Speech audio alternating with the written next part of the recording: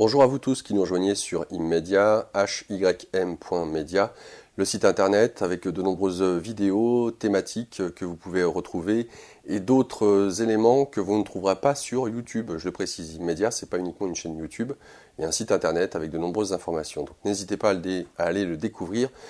Si ce n'est pas encore fait, aujourd'hui nous nous retrouvons pour un espace thérapeute où j'ai le plaisir d'accueillir Dominique Erard. Dominique, bonjour à toi. Bonjour Laurent. Très heureux de t'accueillir dans le cadre de cette émission. Tu es donc thérapeute, énergéticienne, coach mental. Alors tout ça, ce sont des étiquettes que l'on trouve sur ton site et on va avoir l'occasion d'approfondir et de voir ce qui se cache derrière ces mots. Tu es auteur, conférencière. Et quand je dis auteur, c'est que un livre est à paraître intitulé « Inscrire la joie dans son ADN ». C'est aux éditions La Vallée Heureuse. Bien choisi. Donc cette émission sort en janvier, bien évidemment. Sachez que le livre arrivera en mars, pour la petite information. Donc vous pouvez retrouver dorénavant, tout de suite, Dominique en allant sur son site et peut-être découvrir le site tout en écoutant cette émission. Son site internet, dominiqueerard.com, je vous l'appelle, Dominique QE, bien évidemment, Erard tout attaché, E2RARD, dominiqueerard.com. Alors Dominique, comme j'ai ma petite habitude, c'est l'occasion pour les internautes de te découvrir. Des thérapeutes, il y en a pléthore. C'est l'occasion pour Immedia de choisir à travers les thérapeutes qui nous contactent, de voir la spécificité de chacun et puis d'essayer de mettre en couleur surtout l'humain. Puisque derrière la casquette du thérapeute, il y a forcément un homme, une femme, il y a une couleur qui va rentrer ou pas en résonance avec les internautes. Et c'est ça surtout qui est essentiel parce que aller voir un thérapeute, c'est avant tout une rencontre. Tout à fait. Dans ton cas, ce qui est très intéressant, c'est que comme bon nombre de personnes, enfin je dis bon nombre, dans le sens où la casquette du thérapeute ne s'est pas révélée à toi depuis des dizaines d'années. Non. C'est quelque chose qui a mûri, qui est venu progressivement. Tu as un parcours, j'allais dire, assez atypique, notamment celui qu'on pourrait qualifier sommairement d'une femme qui à un moment donné se réveille à elle-même dans certaines capacités qu'elle a ou qu'elle avait depuis très longtemps, qu'elle a mis en sommeil pour, comme beaucoup d'entre nous, plaire à papa, maman, la culture familiale dans laquelle on grandit. Pour pas être dérangé, pour pas déranger, c'était même pas plaire. Pour pas être dérangé, en même temps, on va Et avoir ne pas l'occasion. déranger. Alors, est-ce que tu peux nous dresser un petit peu le tableau de ton enfance rapidement pour qu'on puisse saisir un petit peu ce que tu es en train de nous dire? Je suis née dans une famille, je suis née à Paris, dans une famille, je vais dire classique, à savoir un papa 4 sup, une maman prof, et on est 2 enfants, un garçon et une fille. Donc pour les stats, on est nickel. Voilà. Alors, quand tu mentionnes normal ou je ne sais pas ce que tu mets derrière ce mot de normalité, mais en tout cas, quand tu nous parles de ton papa et de ta maman, on peut voir déjà qu'il y a un certain niveau culturel, Ouais.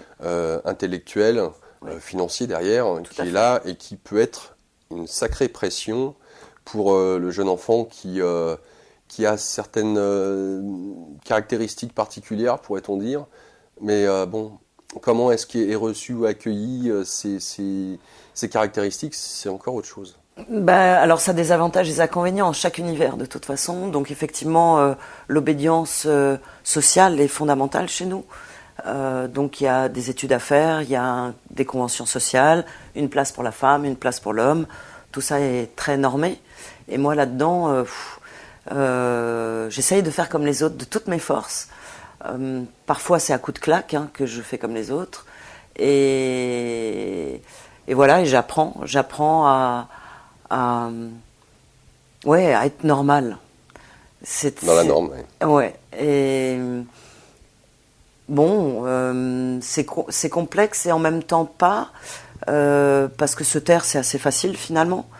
Alors de temps en temps j'arrivais plus à me taire, donc ça générait de la colère, mais pas que les parents, ça pouvait être aussi bien les profs ou les personnes que je pouvais rencontrer à qui je pouvais dire des choses et c'était pas du tout bien perçu, mais parce que moi ma perception n'était pas du tout la même que celle que le groupe pouvait avoir, donc j'avais l'impression de dire quelque chose de tout à fait normal, alors que ça l'était pas du tout. Donc voilà, j'ai appris à me taire, j'ai appris à être invisible, ou alors suffisamment discrète pour que justement ça se voit pas, que ce soit dans la vie scolaire ou la vie de la maison, parce que c'était comme ça Bah oui, tout simplement. qu'on vivait le mieux en fait. Mais moi, pour moi, c'était plus facile.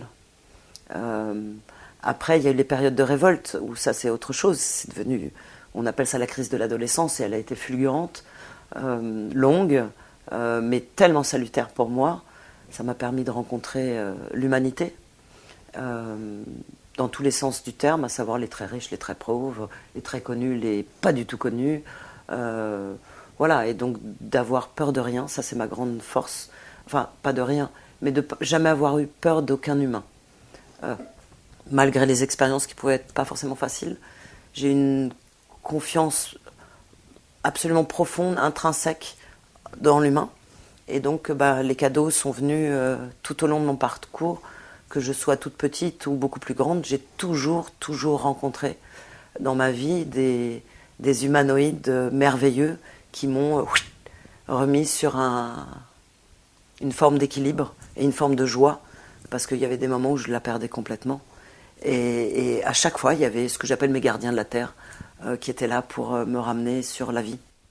Alors j'aimerais que tu puisses nous décrire un petit peu comment est-ce que avec ton regard d'adulte d'aujourd'hui, comment tu te percevais en tant qu'enfant Extraterrestre. Ouais, qu'est-ce qui te fait penser ça aujourd'hui? Alors aujourd'hui, j'ai compris petite, on parlait de rien, de tout ce qui était le voyage ou. Quand tu parles du voyage, tu parles sortie de corps? Ouais, j'avais dans ma chambre un tissu au mur que j'avais eu la chance de choisir et sur lequel il y avait une forme géométrique.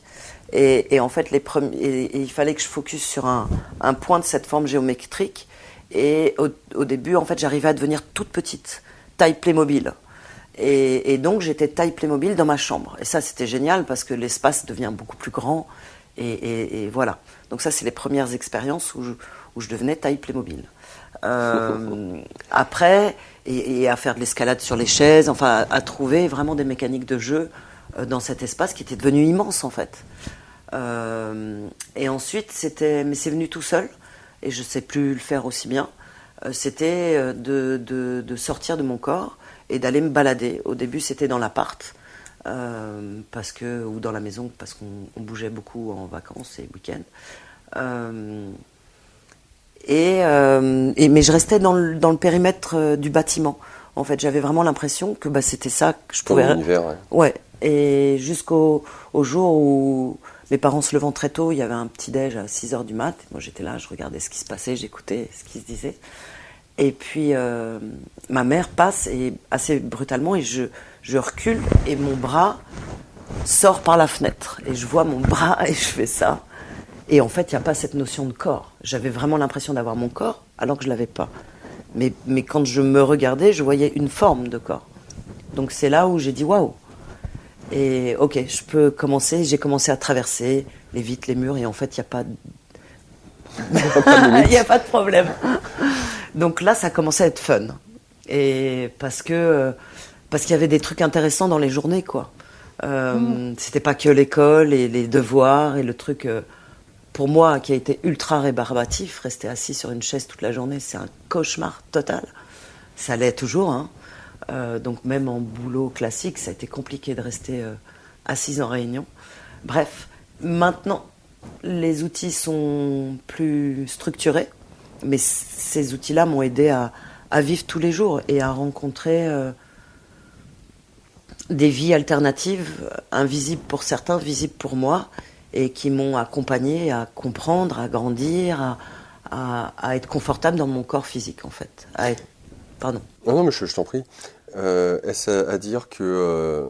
je posais la question plutôt que dans ce sens-là, quelle était la place de la religion, si religion il y avait au sein de ta famille? Il y en avait par mes grands-parents, on devait aller à la messe, quand il y avait mes grands-parents, mais mes parents pas particulièrement.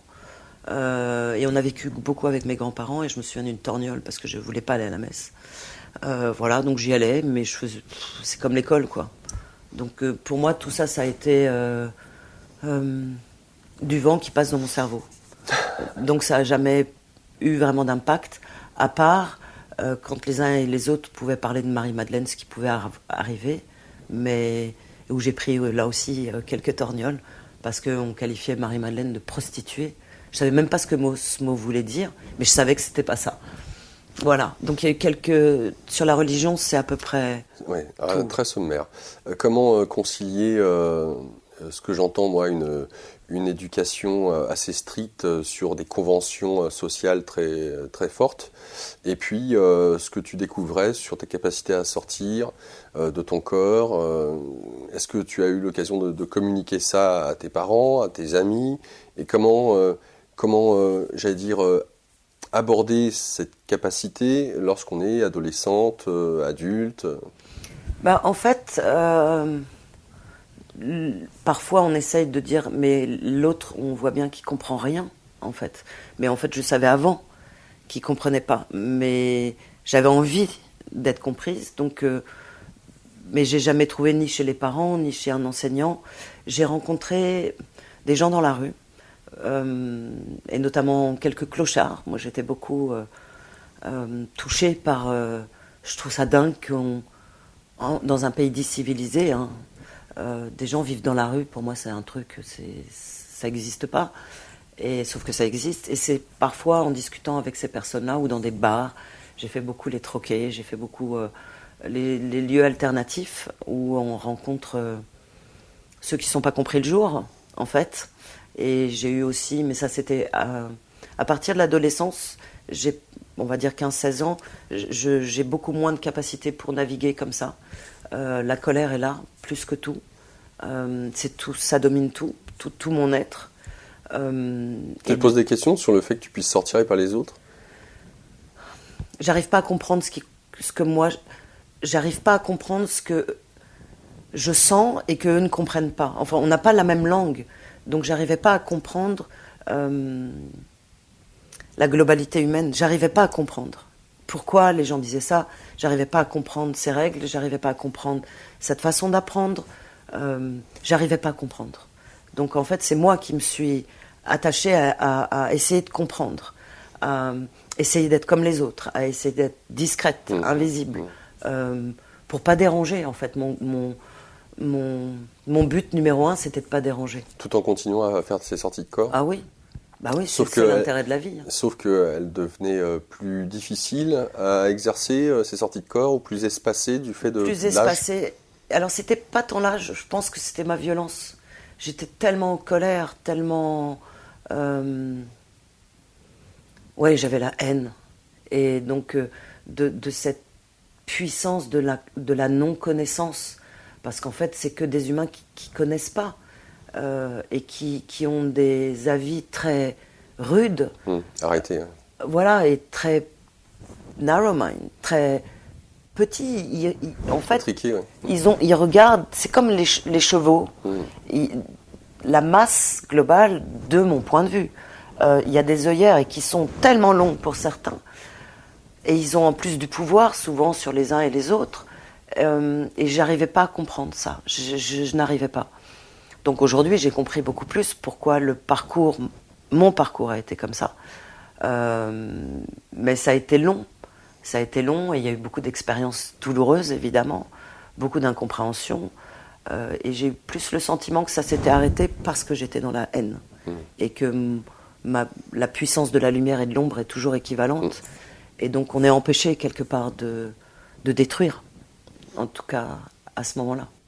En tout cas, tu fais cette colère ou cette ouverture que tu as eue à l'adolescence, et le fait d'être un peu rebelle sur les bords, je dis un peu. Même complètement. En tout cas, ça t'a pas empêché de faire des hautes études et de bien réussir et d'avoir eu par la suite, dans le monde du travail, un poste à très haute responsabilité. Donc, comment est-ce que tu penses que tu as concilié cette colère, ce côté contestataire, peut-être pas anarchiste, j'en sais rien, avec le fait de faire des hautes études et d'avoir eu l'occasion d'avoir fait un poste à responsabilité que certains hommes envieraient, peut-être, tu vois?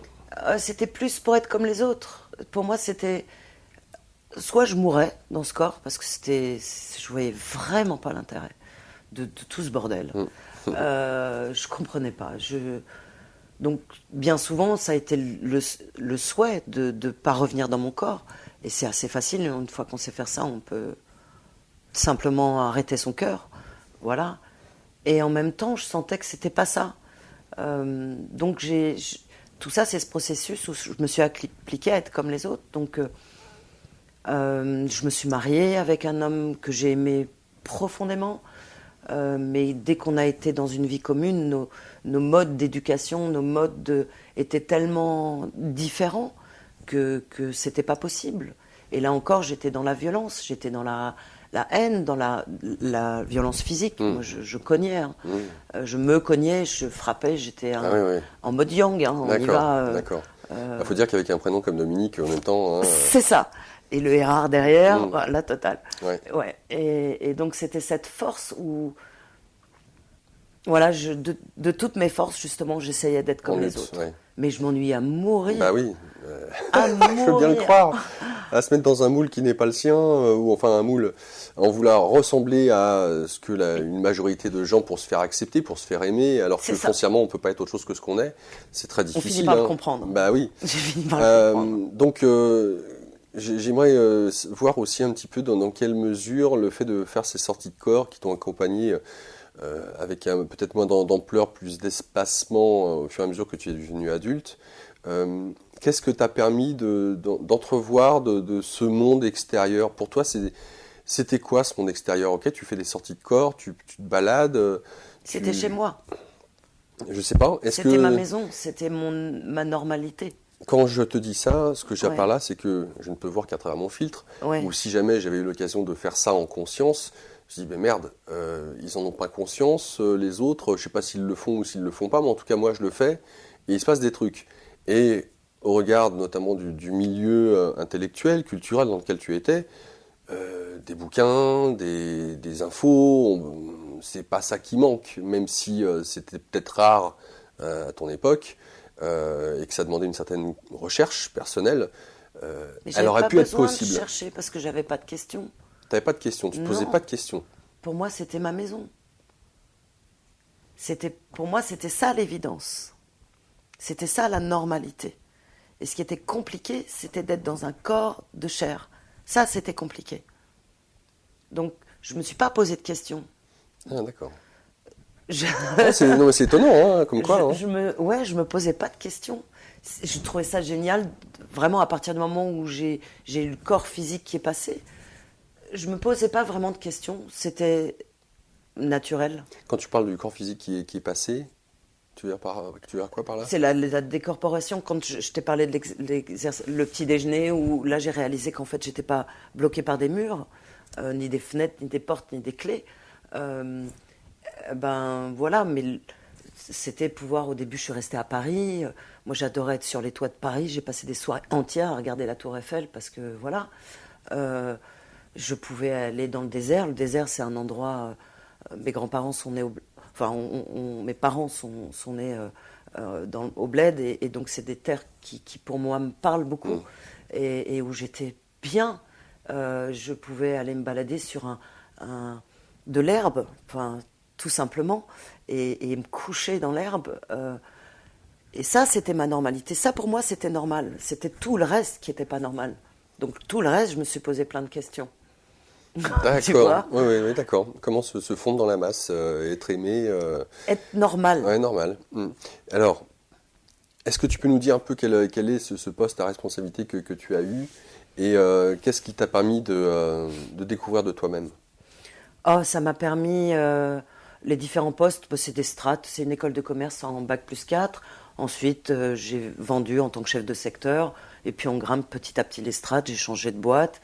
Et à la fin, c'était des boulots d'encadrement, de négociation en région, donc avec les centrales d'achat Galec, enfin Leclerc, Intermarché, voilà, tout ça. C'était l'industrie alimentaire, donc j'ai jamais aussi peu mangé en bossant dans l'alimentaire. On peut plus manger, c'est pas possible.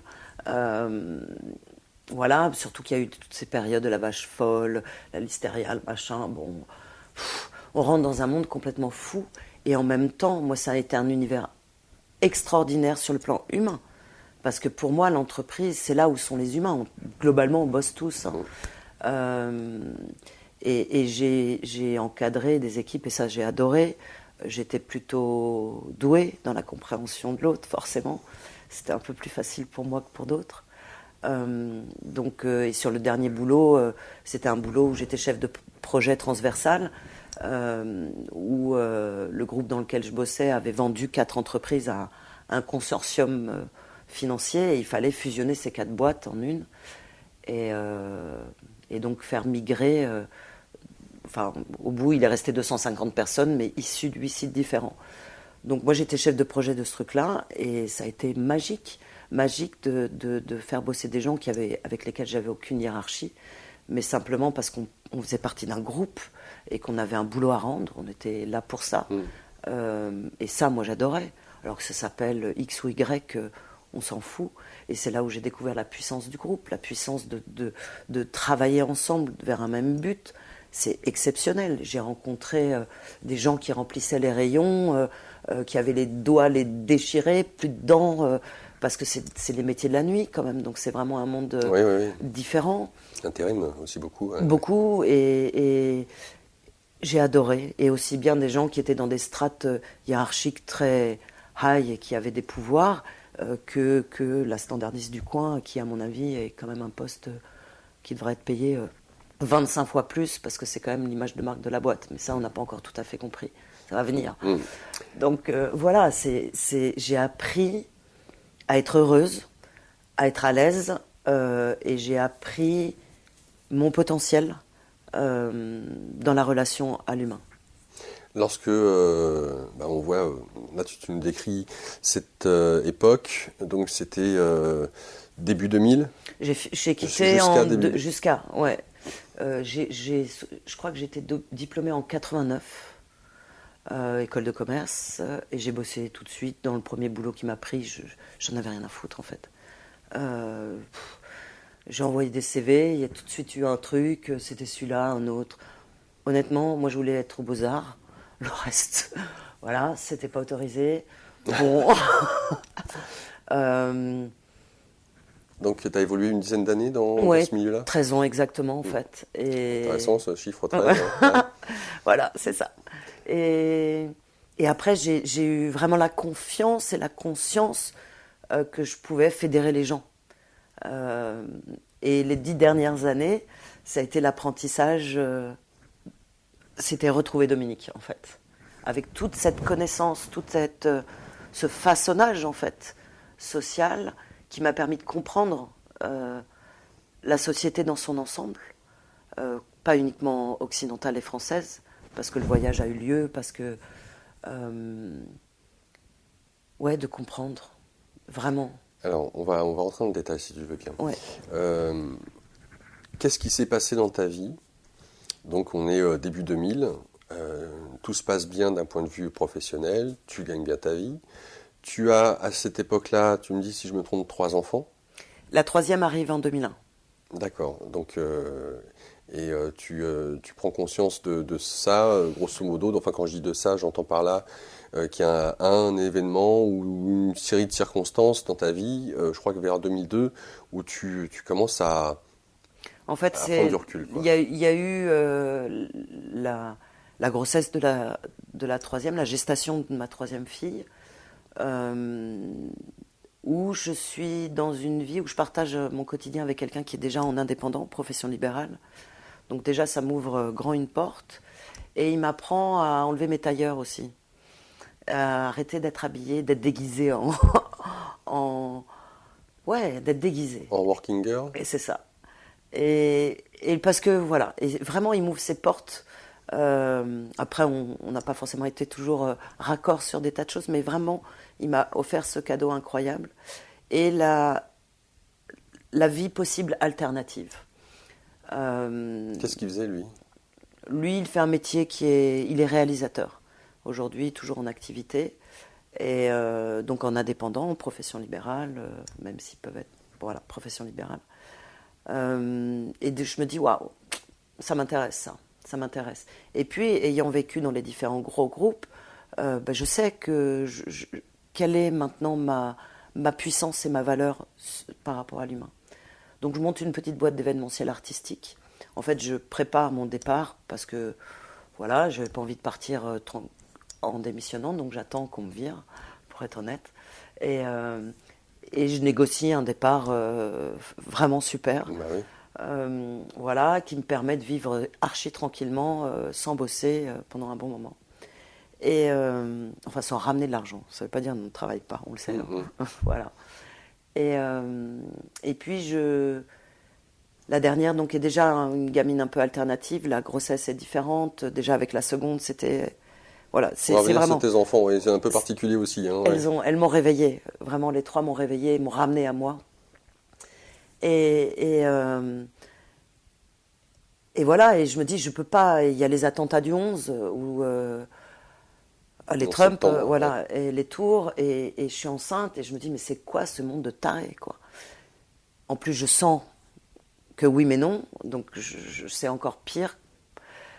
Et j'ai le ventre plein, et je me dis, non, il faut que je sois autrement, il faut que je vive autrement, il faut que j'incarne autre chose, je veux plus ça. Donc ça, c'est dans les années 2000.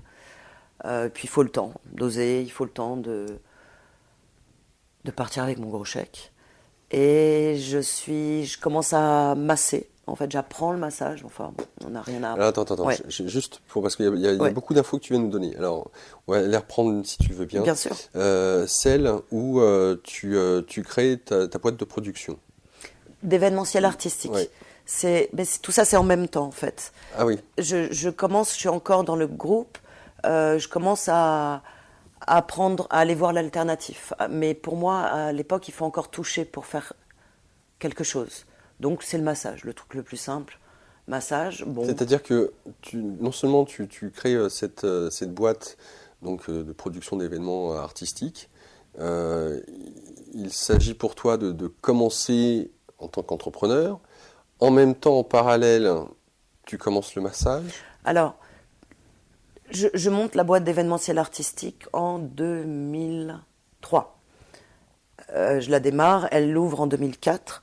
Et mon objectif, c'est l'utilisation des 5 sens, en fait. C'est révéler les 5 sens pour ouvrir le 6e, déjà. Puisque ta boîte de production, tu l'as appelée Zigzag Expo, et c'est vraiment tourné autour de l'art comme vecteur de communication, une passerelle. Parce que, pour moi... Quand les gens s'expriment sur une toile ou une musique, ils racontent tout d'eux-mêmes. Pour quelqu'un qui voulait faire les beaux-arts, je trouve que là, c'est très bien. J'arrive à y retourner. À y retourner, à rechercher ma passion, quoi, en fait. Et de mettre ça dans l'entreprise. Parce que c'est l'entreprise qui est le vecteur le plus puissant, à mon sens, encore aujourd'hui, de transformation d'un groupe. Donc, l'art comme support de communication, tout simplement. Je trouve ça génial, mais qui vient faire le massage là-dedans ? C'était parce que je ressentais beaucoup de choses et que j'avais besoin de comprendre, sur le plan théorique, ce qui se passait. Donc, le massage... Quand tu dis que tu ressentais, parce que, excuse-moi, tu dis beaucoup d'éléments, donc je t'arrête en vol. Est-ce à dire que quand tu massais des amis, ton compagnon, tes filles, j'en sais rien, il se passait des choses ? Oui. Du genre ? Du genre la résolution de la problématique. De la personne. De la personne, oui. Merci. Mais c'était pas que le massage. En fait, ça se passait avant le massage. Et le massage, j'y étais parce que ça me rassurait. Ça restait normal. Quand tu dis avant le massage, c'est-à-dire qu'en parlant à quelqu'un, en serrant, mes doigts, ils envoient des rayons tout le temps. Je les sens. Différents endroits de mon corps, de temps en temps ça envoie un rayon, ça envoie une suite numérique, mais c'est pas moi qui décide, c'est pas d'homme, c'est juste alors j'ai appris à vivre avec ça. En étant dans le business, c'était hyper facile parce que j'avais accès à de l'info, en fait. Il y a ce que la personne raconte et croit raconter, et il y a ce qu'elle vibre, on va mettre ce mot-là.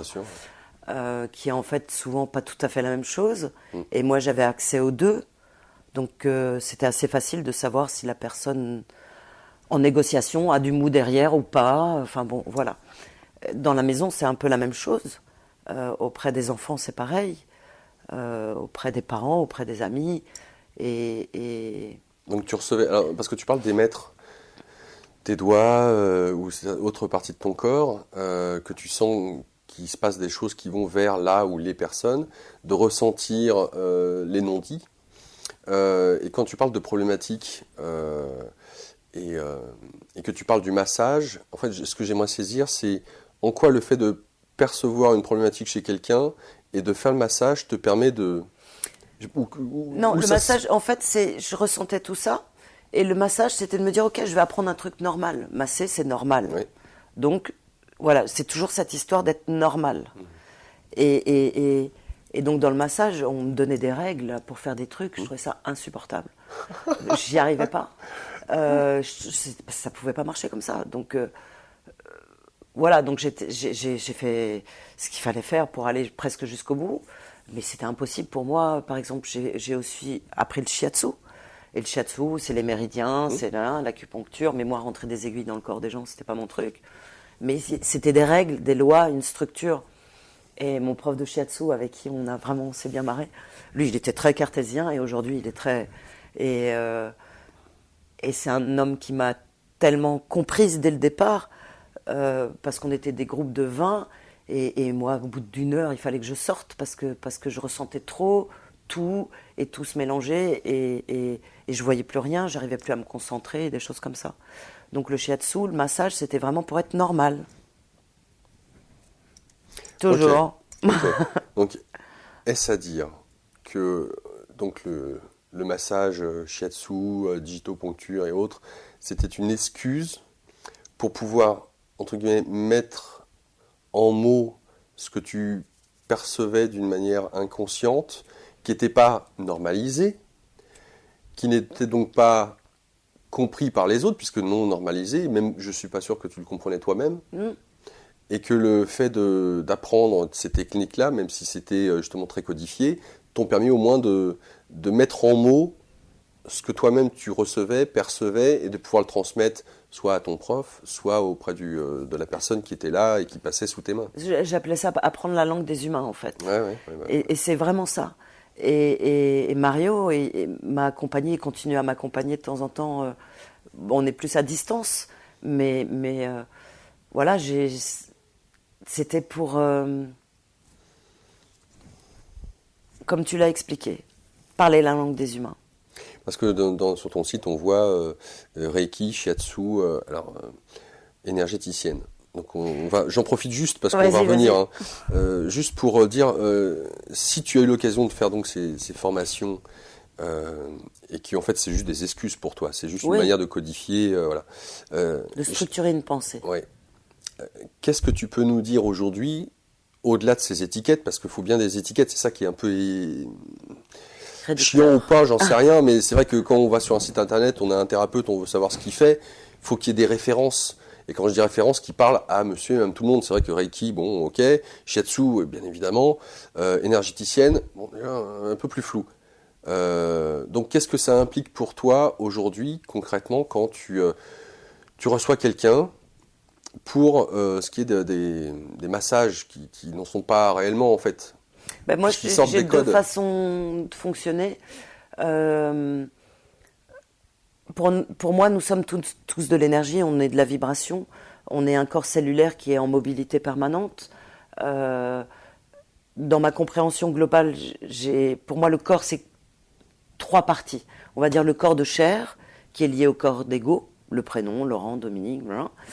On a un corps émotionnel au niveau des entrailles, qui va être lié à la transgénérationnelle, tout ce qui est le génome, l'histoire connue, inconnue, et le karma, c'est placé au même endroit.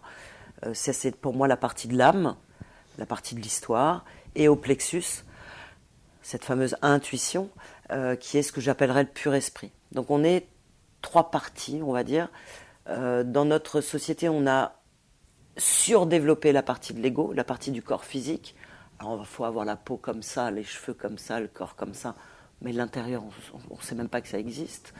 Les émotions, elles existent, mais on les considère pas, on les voit pas, donc ça n'existe pas.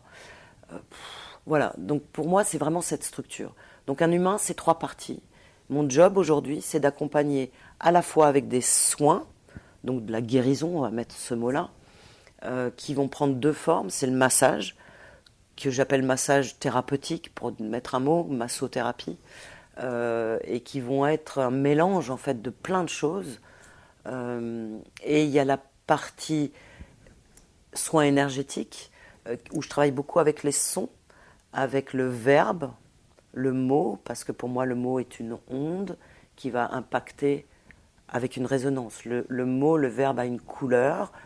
Bien souvent je vois les couleurs, bien souvent je vois des chiffres, des codes, des séries de chiffres qui viennent, qui partent, qui tournent, qui rentrent, qui font des machins. Voilà. Donc pour moi, au bout du bout, un corps humain, c'est un ordinateur avec une série de codes, des bugs. Ça, c'est l'histoire du programme émotionnel qu'on veut régler ou pas. Chacun est libre. Et mon job, c'est d'accompagner ceux qui ont envie de régler leurs trucs. Sur le plan individuel et sur le plan collectif, c'est vraiment les groupes, les ateliers en groupe auprès des particuliers et en entreprise. J'accompagne des agences immobilières depuis boulangerie, des petites cellules. Ouais. Et s'ils vendent plus le même pain, ça n'a plus rien à voir. Et les entreprises que j'accompagne aujourd'hui sont ultra performantes en termes de chiffre d'affaires, bénéfices, marge et bien-être, bizarrement. Alors on va y revenir. Parce Donc que voilà, je te parlais du répondu massage. à... Alors oui et non, je Ok. t'explique. Parce que tu as de différents outils que tu utilises, tu viens de les énoncer sommairement quand tu reçois quelqu'un, en tout cas pour ce qui est de l'individuel. Et je te demandais concernant le massage, parce que le massage est en lien direct avec le corps, ce fameux corps dont tu parles, et notamment l'ego. Mais en même temps, c'est plus que ça, puisque quand tu touches un corps, tu peux avoir, comme tu viens de le dire, la connexion avec les émotions, et notamment sur ce que tu perçois. Donc, comment se passe, j'allais dire, ce que tu ressens de la personne quand tu touches ou pas la personne? Oui, c'est ce que j'allais te dire, on n'a pas besoin du toucher. En fait, quand je reçois en massage, bien souvent la personne a encore beaucoup De hier? de besoins, en tout cas, D'accord. et de croyances, donc des œillères, mais pas que. C'est des croyances. Et la personne est rassurée d'être touchée. Mais clairement, l'effet est moins puissant que si on travaille à distance. Pourquoi? Parce que le contact avec la peau bloque le mouvement, en fait. Il y a beaucoup plus pour moi de mouvement dans le vide, qui n'est pas vide, que quand on presse. Le fait de toucher ici bloque plein de choses qui peuvent se passer quand on est comme ça ou encore beaucoup plus loin. Donc le massage va être un soin. Par exemple, j'ai des clients qui viennent très régulièrement depuis des années et avec qui j'ai jamais parlé ou peu. Ça commence et le soin se fait, mais ça prend beaucoup plus de temps parce que la personne n'a pas le mental ou l'émotionnel qui accompagne. Dès l'instant où la personne est en conscience et qu'on échange, parce que dans mes rendez-vous que j'appelle soins, c'est on va dire 20% de soins et 80% d'information et d'enseignement, parce que l'idée c'est pour moi c'est que la personne soit autonome, comprenne qui elle est, développe ses potentiels, sinon ça n'a pas de sens. Et en fait, moi, je vais fournir toujours en rapport avec là où en est la personne. D'accord. Et dans sa partie consciente et dans sa partie inconsciente. Donc dans le massage, il y a vraiment le besoin d'être rassuré. Bien sûr, il y a des tas de moments où on a besoin d'être touché parce que ça amène autre chose. Donc c'est pas incompatible du tout. Mais je vais plus sur un accompagnement classique recevoir à distance. J'appelle ça en télépathie parce qu'on utilise les autres outils. Et en plus, quand la personne est dans son lieu de vie ou dans son lieu professionnel, on accède à son lieu. Donc on nettoie aussi le lieu. Donc je trouve que c'est, de mon point de vue, beaucoup plus rapide. Là, quand c'est dans le cadre où tu vas voir quelqu'un, c'est toi qui te déplaces, qui va vers Ah non, je fais ça par ou téléphone ou Skype, ou même il y a des personnes que j'accompagne qui ne savent pas que je les accompagne. Quand c'est le cas des petits, des enfants, on fait les soins à distance. Quand c'est les plus grands, généralement, je refuse si c'est une demande qui émane de quelqu'un pour quelqu'un d'autre. D'accord. Voilà. Alors, on va essayer d'aller un peu plus en profondeur pour notamment sentir, si je puis dire, la manière dont tu évolues dans ton monde, ton univers. Est-ce que tu peux nous parler de tes 3 enfants, en tout cas parce que ces dernières, 3 filles, on l'a compris, ont des caractéristiques un peu particulières et t'ont permis, si j'entends aussi ton propos, de te découvrir et d'être rassuré peut-être, de voir que tes enfants avaient certaines caractéristiques qui, comme toi, ne pouvaient pas être mis dans des normes sociales. Oui, c'est clair, les 3 filles ont été mes meilleurs enseignants. Hein, je crois que dès qu'un parent voit ça dans ce sens-là, c'est gagné pour la guérison de la famille. C'est nos meilleurs enseignants. Donc, à la fois les parcours de choix des papas, parce qu'il y a 2 papas,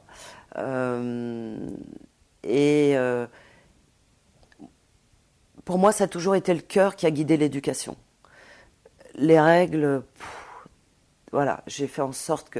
Il y en a déjà eu tellement dans ma vie qu'en tant que mother, je dis ok, c'est quartier libre, vas-y, il n'y a pas de bouquin, tu peux y aller avec le cœur. Et aujourd'hui, elles m'ont enseigné... bah oui, il y en a une qui a des rêves prémonitoires.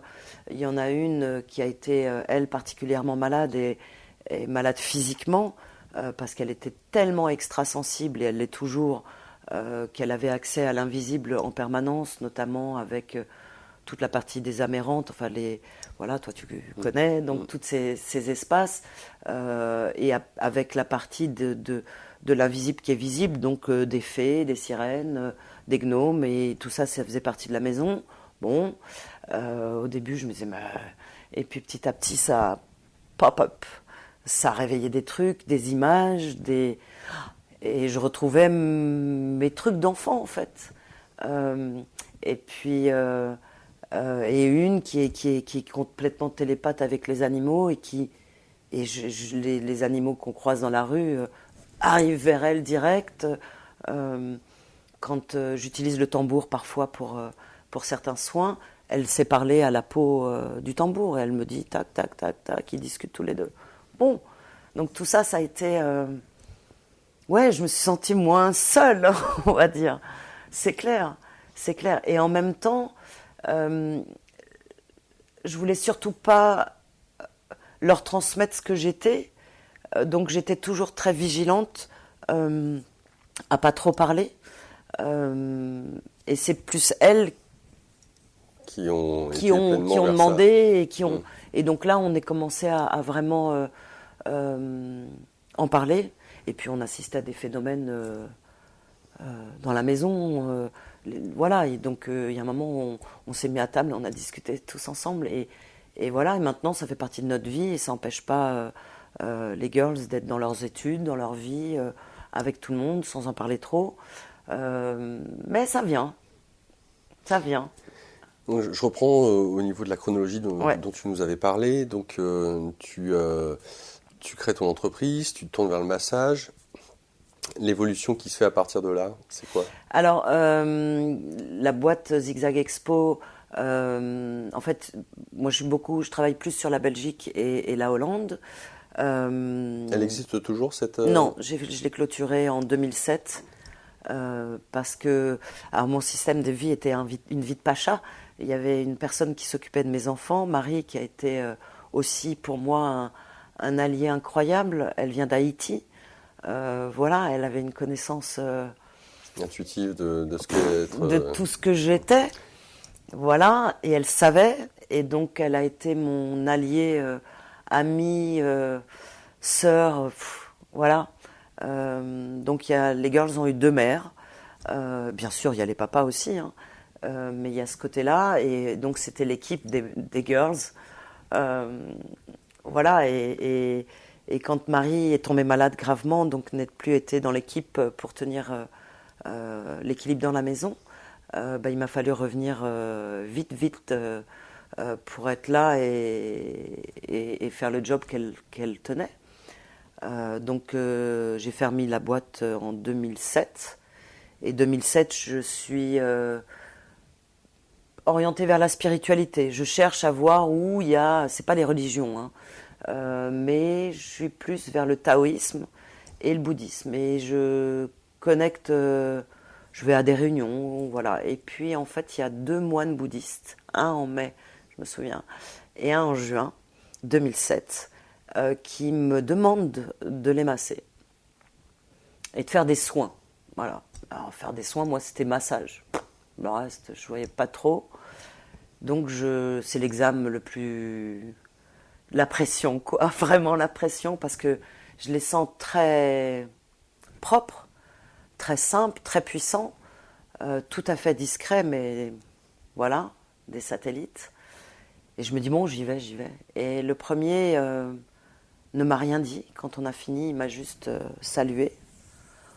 Voilà, et le second, il a pris mes mains et il a ouvert et il a regardé. Enfin, il tient mes mains dans ses mains et il dit, tes mains sont de l'or, tu n'as pas le droit de les garder pour toi. Je dis, ok, t'es gentil, mais bon, super, merci. Ouais. C'est de l'info, mais Ouais, bon, moi clair. je suis en mode de grande distrib, quoi. Donc oui, super, mais j'en fais quoi? Et octobre 2007, je m'installe comme thérapeute. Et à l'URSSAF, à l'époque, il n'y avait pas de case. Hein. Non. Donc on était dans les autres. Bon, il y avait au moins un truc autre, ce qui était déjà bien. Et médium, prostituée, tout ça. Et quand je dis massage à la nana de l'URSSAF, des massages, tout de suite ça avait un côté scabreux et moche. Et je comprenais même pas ce qu'elle disait, en fait. C'était fou. Bon, aujourd'hui, on a un vrai code APE. Bien. Ça monte, ça change. Donc tu te mets en tant que thérapeute ou massothérapeute? Non, pas massage, on n'a pas le droit de dire, c'est les kinés, c'est réservé aux kinés, tu te souviens? Oui, tout à fait. C'est pour ça que quand tu parles de massothérapeute, bon, c'est encore ça, peut-être autre chose, on a le droit. Oui.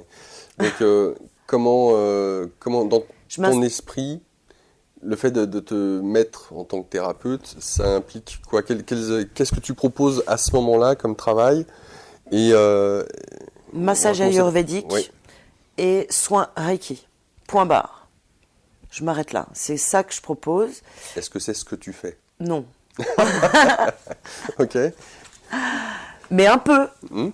Un peu. Mais je peux pas suivre les trucs. Comme j'ai pas pu finir j'ai mes 3 années de shiatsu, c'est 4 pour être maître shiatsuki. Mais je suis incapable de faire comme les règles. Je n'y arrive pas. Et parce qu'il y a beaucoup d'autres choses que je dois faire.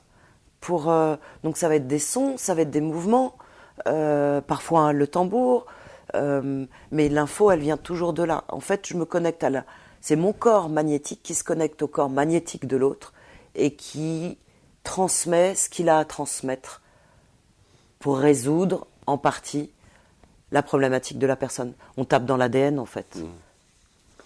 Oui. D'ailleurs, c'est ce que tu mets en plus dans ton livre concernant la manière, quand tu parles d'ADN, on parle de mémoire cellulaire et tu précises que la cellule la cellule est donc le corps, 70% d'eau pour un adulte, le son, la vibration a un impact direct sur l'eau et donc sur l'ADN, bien évidemment. Absolument. Est-ce que c'est une connaissance intuitive que tu as eue donc, d'utiliser le son ou voir les gestes? Oui, que j'ai été, en fait, tout vient de mes tripes. Moi, je dis tout vient du ventre, mais je vais valider. J'ai besoin, ça c'est le côté occidental parisienne structurée, qui a besoin d'aller chercher. Avant, j'avais pas besoin. Maintenant, et pour m'aider à la rédaction du bouquin aussi, j'ai eu besoin d'aller chercher ailleurs. Merci Internet. C'est béni des dieux, ce truc. En langue anglaise, parce qu'en langue française, c'est quand même super court. Il y a quelques blocages, googlisation qui sont passés par là. Donc l'anglais, l'espagnol, je ne maîtrise pas. Il va falloir, parce qu'il y a encore plus d'infos en espagnol. Et en russe, c'est le pompon. Mais j'ai un super traducteur russe, donc c'est cool. Voilà, j'ai rencontré quelques personnes alternatives qui utilisent... J'ai rencontré une personne qui comme moi, utilise les sons. C'est pas du chant, c'est des sons. Je chante pas, je sais pas chanter. C'est effrayant si on Mais m'entend d'où te chanter. viennent la première fois que tu utilisais les sons, d'où ça t'est venu, qu'est-ce qui s'est passé? Ah, au début, c'était bizarre, hein. C'est venu pendant les soins, au fur et à mesure que j'ai pratiqué en mode Reiki, qui n'était pas du Reiki, sur des soins à distance, par téléphone. Il y a des sons qui commençaient à monter. Et je me l'interdisais au début, parce que je trouvais que c'était complètement dingue. Ça n'avait pas de sens, clair, c'était... ouais. Voilà, et puis petit à petit, j'ai laissé vivre. Et j'ai eu la chance d'être accompagnée par une dame qui était au départ mon thérapeute énergétique et qui savait qui j'étais et qui m'a vraiment accompagnée à prendre confiance en moi. Par exemple, les soins arthrose que je fais beaucoup depuis 7 ou 8 ans, au départ, je les ai commencés avec elle. Et c'était que des sons plus ou moins sympatoches en fonction de... En fait, ça prend l'organe ou l'émotion. Et les sons sont en général pas très jolis à l'oreille au départ. Et puis on accorde. C'est comme un instrument qu'on accorde. J'ai l'impression de toucher des notes et qu'avec la note, avec l'onde, ça tape dans un endroit, ça tape dans un organe, ça tape dans une émotion, ça tape dans une cellule où est inscrite l'émotion, consciente ou inconsciente. Et voilà, et ça part. Et au début, les filles, parce que je bosse beaucoup à la maison, elles étaient mortes de rire. Et elles s'amusaient à m'imiter dans la maison, quoi, ou dans la rue. Et c'était... voilà, on en rigolait. Tu nous parles là de Stop Arthrose. Alors, je ne sais pas si on va continuer à aborder Stop Arthrose là, ou si on revient un petit peu sur ta chronologie et la manière dont tu t'es découverte. Je pense que j'aurais tendance à préférer ça pour voir ton évolution. Comment justement la compréhension de ce que tu faisais a commencé à être mentalisée. Et puisque tu parles justement d'être compréhensible pour les autres, pour être compréhensible pour les autres, encore faut-il être compréhensible pour soi. C'est-à-dire qu'on peut être pur intuitif quand on fait des pratiques, et j'en ai rencontré, et ça marche très bien. Et en même temps, quand on leur demande qu'est-ce que vous faites, c'est extrêmement difficile pour eux de dire ce qu'ils font. De pouvoir l'expliquer, c'est difficile. Donc, comment est-ce que dans le cadre qui est le tien, où tu commences petit à petit à mentaliser, à rationaliser ce que tu es en train de faire, tu parles de cette personne qui t'aide, notamment par rapport au son, tu parles de ton maître Reiki, et on voit, ce qui est marrant, c'est qu'on voit le côté... maître Shiatsu. Pardon, Ouais. Shiatsu et pas tant Reiki. Mais ce que je note, c'est, en tout cas le sentiment que tu m'envoies, c'est la difficulté que tu as à avoir alors, des protocoles, des règles, quitte à ce qu'elles soient dépassées, mais en tout cas que ces protocoles, ces règles, sont là pour donner juste un cadre, et après le cadre il est fait pour être dépassé, bien évidemment, mais ne serait-ce que de l'inscrire dans la matière, ce cadre, de le poser, pour toi c'est comme si c'était, on avait le sentiment de travestir. Ben c'est pendant longtemps ça a été ça. C'était la difficulté d'incarnation, la difficulté d'être dans un corps physique. Aujourd'hui, moi, par exemple, les clés, avoir des clés, c'est un truc, mais ça reste super compliqué. Parce que clés de voiture, clés d'appartement, toutes les clés, fermer un truc, c'est très compliqué. Ça n'a pas de sens pour moi encore. Comme l'argent, on sait bien que c'est une énergie d'incarnation. Moi, j'ai de l'argent, je le redistribue, j'en ai vraiment rien à foutre. Alors que il serait temps que ça change. Donc c'est vraiment cette... c'est comprendre jusqu'à l'essence les règles humaines. Et donc quand j'ai été dans des stages, c'était pas tant pour apprendre le contenu, c'était pour moi apprendre à être dans ce contenu. C'était pour moi apprendre à être avec le groupe. C'était pour être capable de rester... moi, le plus gros groupe d'étudiants que j'ai fait, c'était qu'on était 80. Mais je savais plus que le mec qui enseigne. Mais j'étais pas là pour recevoir l'enseignement. Je savais plus. Je savais autre chose, plus large. C'était pour me tester dans le groupe, me tester à l'extérieur, parce qu'en fait, ceux qui m'ont plus reconnu, c'est des gens qui avaient déjà de l'expérience, et c'est pas en France. C'est des personnes qui avaient gardé les phénomènes intuitifs. Tu peux nous donner, justement, parce qu'on parle de l'historique, donc juste avant que tu développes, comment tu les as rencontrés, pourquoi est-ce que tu as été vers eux, comment ça se sont passées pour toi les premières approches avec telle ou telle personne, puisque tu parles là d'étrangers en plus. Ça a été l'intuition qui me guidait, enfin les entrailles qui donnent une information. Ensuite, ça a été Internet. Ça a été bonjour, c'est là où les radios, ici et maintenant, ça a été les réseaux. Les réseaux qui m'ont permis d'être en conversation ou Skype ou avec des chamans. Ça, c'était dans un premier temps. Après, c'était des enseignants qui venaient en France. C'était dans un second temps, parce que j'arrivais à être confortable dehors. Alors revenons au premier temps, quand tu parles de ces rencontres que tu as fait peut-être par Skype ou peut-être, est-ce que tu parles de chaman, est-ce que tu parles de chaman en France, à l'étranger En fait, pour les sons, c'est Tom, tu veux que je cite leur nom? C'est Tom Kenyon, qui est en Australie, qui est pour moi le seul que j'ai rencontré qui travaille dans les mêmes vibes que moi. J'avais les informations comme quoi c'est les Hathor. C'est toute l'histoire de la déesse Hathor.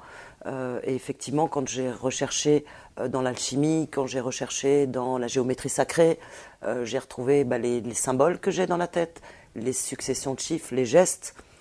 Donc, et Tom Kenyon, lui, a canalisé Marie-Madeleine et Jésus. Et donc, il propose une biographie qui, pour moi, quand je l'ai lue, était exactement ce que je sais. Et une partie ensuite d'exercice, respiration, parce que pour moi le lien entre le corps magnétique et le corps physique, c'est le souffle, rien d'autre. On est dans un souffle, on meurt dans un souffle. Tant qu'on ne considérera pas notre souffle et notre respiration, voilà, ça va traîner. Donc respirons, soufflons, crions, ça c'est le souffle, c'est le lien entre les deux. Et Tom voilà, donc j'ai eu la chance de pouvoir échanger rapidement avec ces personnes. J'ai osé par des mails, et en fait à chaque fois j'ai eu le lien possible. Ensuite les rencontres, c'était il y a un festival des traditions ancestrales, donc il y a beaucoup en France des chamans qui viennent, parce que depuis la révolution des fleurs 66-70, ils sont quand même sur la route pour aller répandre l'information sur l'Occident.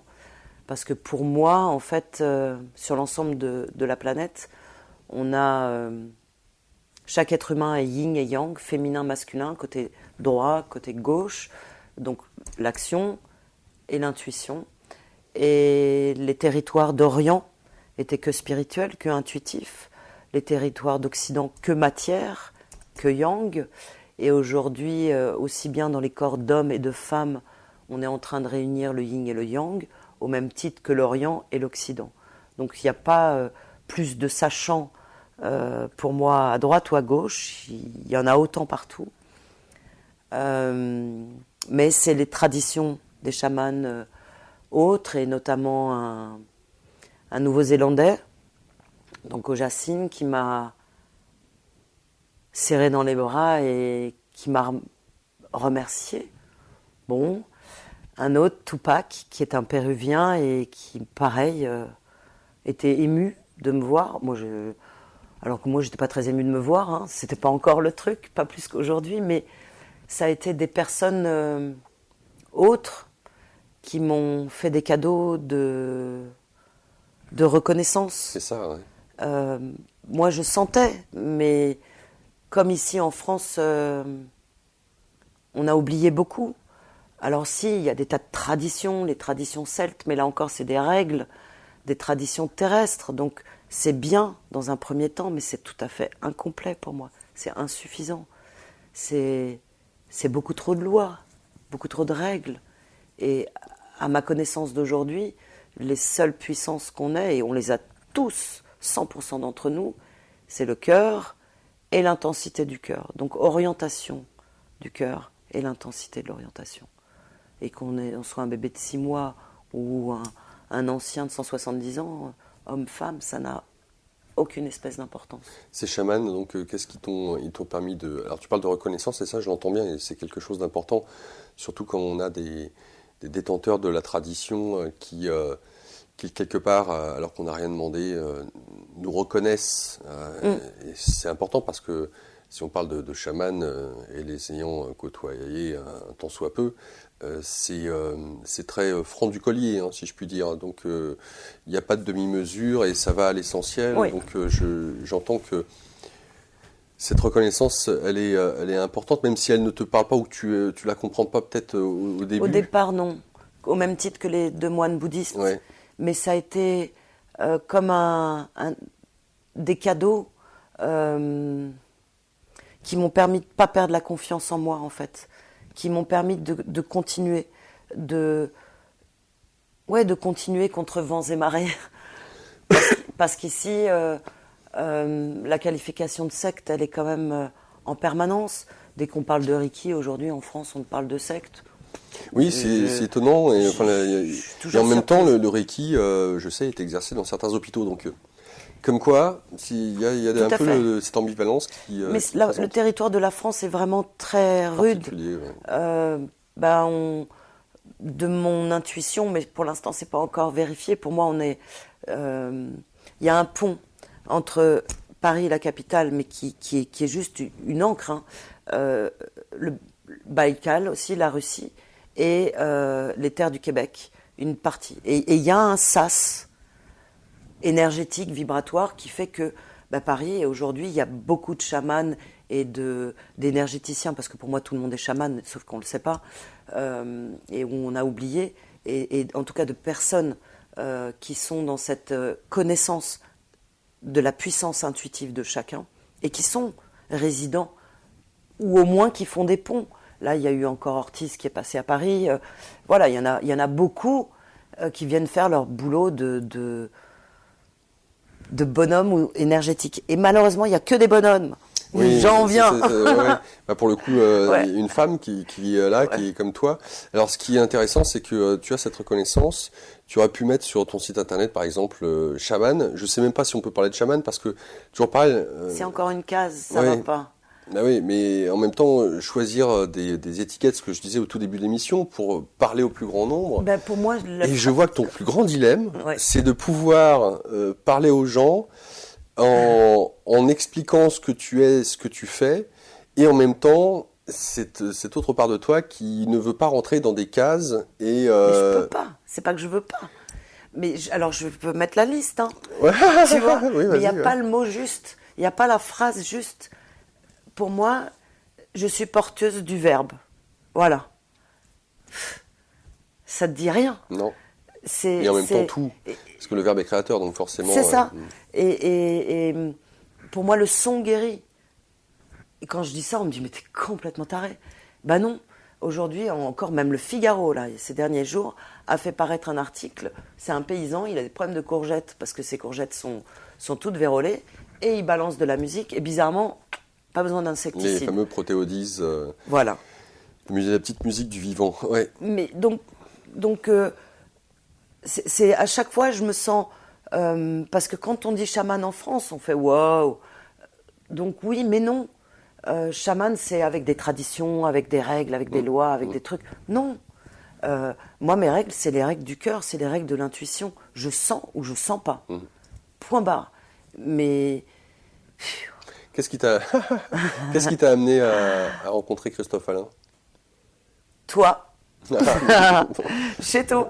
D'accord. Et ce gars-là, il fonctionne comme moi. Il n'a pas de case. Et il peut pas se mettre dans une case. Et j'arrive pas. Et j'y arriverai pas. Je suis désolée. Mais on peut mettre des listes. Mais c'est pour pouvoir expliquer. Alors, qu'est-ce qui s'est passé? Est-ce que au même titre que des autres thérapeutes, entre guillemets, que tu as rencontrés, ou ces fameux noms dont tu viens de nous parler, Est-ce que le fait d'aller voir Christophe, ça a été l'occasion de mieux saisir ou comprendre ce que tu percevais, ou de le développer, ou de peaufiner une pratique, une technique que tu as eu l'occasion Non, moi, de... le job que je lui demande, c'est des rendez-vous à distance. Là encore, je suis un peu cachée. En général, ça passe par une carte bleue qui n'est pas mon prénom, à chaque fois, bizarrement. On est par téléphone, et ça me suffit amplement. Et j'ai un sujet à traiter. Voilà, moi, dans mon corps, il y a plein de bugs, Ouais. comme tout le monde. Et donc, mon job, c'est à chaque fois qu'il y a une émotion qui sort ou une problématique dans la vie courante, hop, c'est traiter le sujet. Et donc, je l'appelle pour... c'est une demi-heure, hop, et c'est fait, c'est réglé. Moi, toute la partie émotionnelle et mentale m'intéresse de moins en moins. En fait, mentale surtout. Émotionnelle, je pense que la partie de la personnalité est de plus en plus lissée pour moi. Donc, il y a encore du job, mais c'est plus les grandes vagues, c'est plus une onde régulière. Donc, avec lui, c'est des sujets précis, identifiés, et je veux régler ça. Et il fait... Donc en fait, on a un peu le même job, mais sauf que lui travaille avec... déjà, il est à l'extérieur, donc il a un regard beaucoup plus clair que le mien. Même si on peut tous être autonomes, de mon point de vue, on ne peut pas être seul, surtout quand on est dans ces univers-là, parce que la perception de soi-même, c'est toujours par rapport à nos propres filtres. Donc bon, ça va un temps, mais c'est incomplet. Et j'ai rencontré un alter ego qui fait un job carré, droit, réglé, et propre, et sans fioritures, et sans bla bla bla. Oui, avec Christophe, c'est... Mais c'est bon, Ah ouais, non, mais parce que moi, j'ai pas besoin de tout le reste, en fait. Donc, lorsque tu abordes, par exemple, tu fais stop arthrose, Ouais. et quand juste le terme, la terminologie stop arthrose, et notamment puisque c'est ce que tu mets en avant sur ton net, c'est comme ça que tu l'as décrit, on a le sentiment d'avoir, tiens, qu'est-ce qu'elle nous propose, alors, on pourrait même entendre derrière une sorte de traitement homéopathique, stop arthrose, une pommade, un truc dans le genre. Or, tu l'emploies et il ne s'agit pas de ça du tout. Il s'agit de quoi? Il s'agit... Alors, à l'origine, c'était mon père, qui ne pouvait plus utiliser ses doigts du tout. Et qui, pour lui, je suis une extraterrestre. Hein, et de moins en moins, parce qu'il a lu tout le bouquin. Et il se passe des tas de choses. Moi, mon job, c'était de me guérir et de guérir la famille, par résonance. Et donc, je lui dis, écoute, on teste. Il me dit, ouais, au bout de X douleurs, je ne sais pas combien de médecins, il finit par dire, bah ok, j'ai plus le choix. Voilà. Et en fait, comment je fais ça? Je me connecte à lui. Lui, il n'est pas au courant de quand, quoi, comment. Mais tu lui as demandé la permission. Bien sûr. Et j'ai eu son accord. Je peux rien faire si la personne est contre, ouais. J'accède à rien. Et donc ça part, tu vois, mes mains sont en train de se mettre en route. On va faire un petit... Et je me connecte à la douleur, à la distorsion cellulaire mécanique. Et c'est ça qui vient. Et donc à chaque pleine lune, là je le fais maintenant toutes les pleines lunes, ça fait 7 ans que je le fais, toutes les pleines lunes, sauf le mois d'août, je me fais Peace, Love and Rock'n'Roll. Mais toutes les pleines lunes, j'envoie, c'est un peu proche de l'homéopathie, un soin qui va réaccorder. Au début, je faisais personne par personne, donc j'ai demandé à des cobayes, hein, mes patients, mes clients, puis des amis et tout ça. Et donc tous les mois, j'envoyais, et je continue. Et le résultat était... Alors t'envoies quoi? Tu veux que j'envoie des sons? Ah, je sais pas si c'était des sons c'est ou des sons pensées, et des ondes. Là, rien que d'en parler, j'ai des ondes qui ont des formes là, et elle est violette, verte et blanche. Ici sur ce doigt, ça envoie aussi, et c'est de la fréquence vibratoire, magnétique, qui va, on va envoyer sur l'arthrose.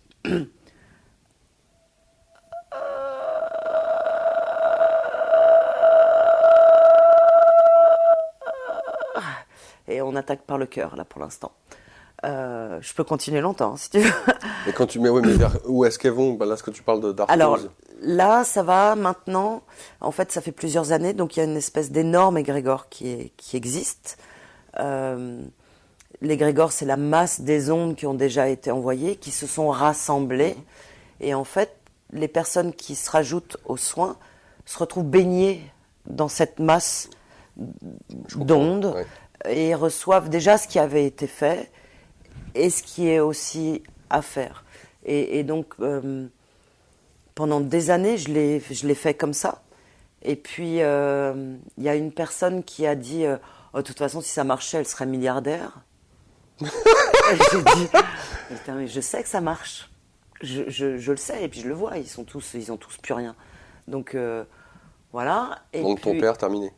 Ah, c'est fini. Et de temps en temps, ouais, il joue du piano, il fait du golf, c'est réglé.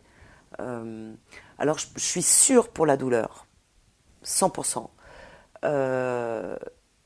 J'ai vraiment le sentiment que ça ralentit complètement la progression, même que ça s'arrête. Mais on ne peut pas dire ça, parce que j'ai pas de preuves, j'ai pas de...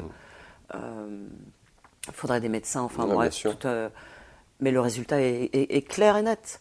Donc, première séance, en général, si l'arthrose est installée depuis très longtemps, ça bouge. Deuxième séance, les douleurs baissent franchement. Troisième, c'est quasiment... et après, c'est une petite dose de temps en temps. Voilà, et puis rien pendant 6 mois. Et puis, donc voilà. Donc, je te disais, cette femme a dit ça. Je dis, merde, bon... et puis, une autre qui me dit, mais Dom, tu crois vraiment que tu as ce talent-là que pour les autres? Parce que moi, j'ai pas d'arthrose. Je dis, ah bah ouais, t'as pas tort. Donc maintenant, c'est en vente. Et depuis que c'est en vente... Qu'est-ce qui est... Ah oui, les sons. Mais oui. les sons, les sons arthrose. Et depuis que c'est en vente, eh ben, il y a encore plus de personnes qui... C'est comme s'il fallait que ça soit payant pour avoir une valeur. Donc ça, j'ai compris. Voilà. Ouais, le rapport à l'argent dont tu parlais tout à l'heure. C'est ça. Quand tu abordes Stop Arthrose, est-ce qu'il y a encore la nécessité, entre guillemets, de faire appel à toi pour que tu puisses, à distance de surcroît, faire la séance? Alors, il peut y avoir une demande individuelle, hein, ou, puisque sur ton site, on peut aussi écouter, puisque tu parles de... Moi, je ne sais pas si c'est en Wave ou en MP3, le format... MP3. Ouais. Mais en tout cas, voilà, on peut déjà écouter ça. Donc, est-ce que... Moi, oui, alors sous quel format, entre guillemets, tu j'ai fais... gardé les anciens en ligne. J'ai voulu les enlever sur les conseils d'une personne qui m'aide à structurer tout ça sur le plan business. Et à chaque fois que je les ai enlevés, ils sont revenus. Donc, je me suis dit, bon, je vais les laisser. Sur YouTube, tu sais, on peut enlever ta vidéo et elle revient. Donc, je dis, ok, ça reste. Et en fait, au début, je faisais personne après personne. Une personne, un soin, une personne, un soin. Et quand c'est à 11 personnes que j'avais à faire, tout s'est rassemblé. En fait, l'arthrose, c'est une dégénérescence mécanique. Et il y a vraiment un point commun entre toutes ces personnes qui ont cette dégénérescence. J'ai voulu faire la même chose pour la migraine. Je m'arrête sur le point commun. C'est quoi la dégénérescence osseuse. Mais la source, elle est la même pour tous. Tous. Qu'est-ce que tu entends, la source? La source, alors l'image que j'ai eue, c'est comme s'il y avait un couple d'origine qui a été déstructuré dans sa fondation. Et c'est un couple d'origine qui a, à partir de son émotion et de son acidité, parce que pour moi l'arthrose c'est de l'acidité. Oui. Et donc j'ai eu à bosser sur ce couple originel en fait. Mais c'est comme si on était tous des descendants, tous ceux qui sont arthroseux, je les appelle, ou arthrosises, sont des descendants de ce couple originel. Et c'est vraiment un dysfonctionnement mécanique structuré et le même pour tous. Quand j'ai voulu faire des soins groupés pour les migraines, j'ai pas pu. Parce qu'en fait, les sources des migraines sont différentes en fonction de chacun. Et la migraine, c'est tellement une part émotionnelle qu'il faut vraiment aller travailler personne par personne. D'accord. J'ai fait un stop douleur de règles, tant qu'à faire, parce qu'on est quand même sacrément nombreuses à en baver de ce truc-là. Donc c'est en ligne, ça c'est disponible sur Internet. Les premiers, je les ai faits il y a 4 ans. C'était 2 vidéos. Une qui déprogramme, j'allais dire, toute la connerie qui a été installée dans le corps pour faire croire à la femme que... Voilà. Donc toute la douleur, c'était vraiment de la déprogrammation. Ensuite de la reprogrammation. Donc ça c'est dispo. Et j'en ai refait un récemment parce que le niveau planétaire a complètement changé et on est beaucoup plus haut tous. Donc il fallait en rajouter un 3e. Donc avec ces 3 soins, les nanas peuvent ne plus avoir de douleur si elles ont envie. Donc quel serait l'intérêt, puisque c'est disponible sur le net, ouais. de venir te voir pour régler une problématique parce que, alors autant tu parles les règles, c'est collectif, les migraines c'est individuel, et l'arthrose c'est collectif. Oui. Ok. Donc pour ce qui est des règles, si j'ai ce problème-là, j'ai pas besoin d'avoir une consultation avec toi. Non, non. Pour moi c'était tellement important que ce mensonge tellement puissant où les femmes, quand elles sont en période de règles, en période de lune, ce qui est quand même beaucoup plus joli, c'est le même cycle, hein, bizarrement, ont un taux de testostérone et d'hormones au taquet. Donc la puissance de la femme, à cet instant-là, est à son apogée. C'est-à-dire qu'elle a une capacité mentale et émotionnelle bien supérieure à n'importe quoi. Et dans les anciens temps, on utilisait le sang des menstrues pour faire plein de choses, plein de cérémonies, on le mettait dans les plantes, on le consommait. Donc pour moi, il y a vraiment une méconnaissance énorme sur ce plan-là, et il y a une programmation qui a été installée dans le corps des femmes pour qu'elles souffrent. Voilà. Et on en rajoute, et les mecs continuent à en rajouter. Ah, gna, enfin le truc horrible. Rien que le son du mot, tu te dis non, c'est atroce. Même règle, c'est atroce ce mot. Exactement, exactement. Et quand tu entends le son lune, ce qui est... C'est autre chose. C'est pas pareil. Ouais. Hein. Ça me fait penser justement, quand tu parles des règles, et toi, la difficulté avec les règles. Ouais.